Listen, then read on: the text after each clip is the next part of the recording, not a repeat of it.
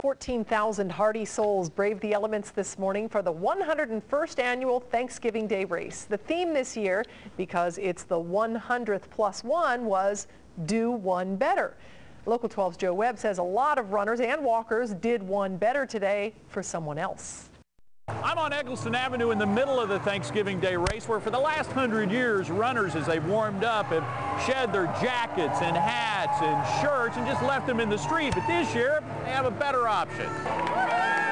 Goodwill Industries saw an opportunity. A big crowd moving in one direction who needed to get rid of some clothes. This year, Goodwill has stations throughout the race where folks, when they're running by, have a coat or a sweater to drop off, they just drop it off in our box.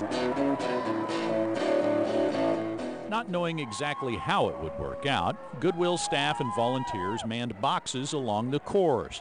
As the sea of humanity rolled in, the best in people came out. Come on, donate those jackets! Woo! It was amazing how the crowd responded to strangers' requests to take off their clothes.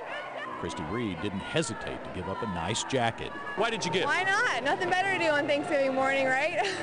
Might as well come down here, run a race, give away to somebody who needs it. That was the common theme. Brian Murray came from the Bronx and shed a coat and spread some Bronx Thanksgiving cheer. It's Thanksgiving. Somebody needs it more than I do.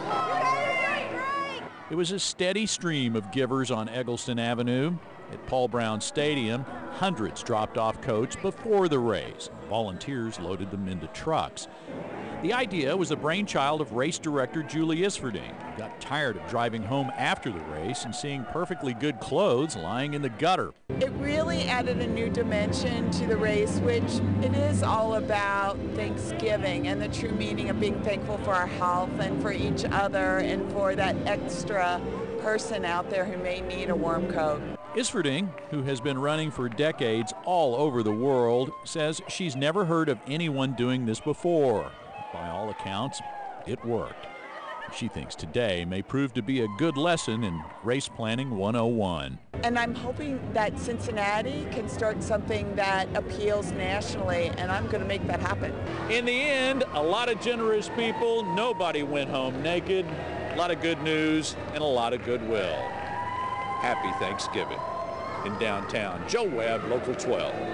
Thanks, Joe. Goodwill says it collected more than 500 pounds of clothing at the Eggleston location alone. I actually brought 2 extra jackets, and I was only too happy to get rid of them because it was actually kind of warm, you know. It was this morning, yeah.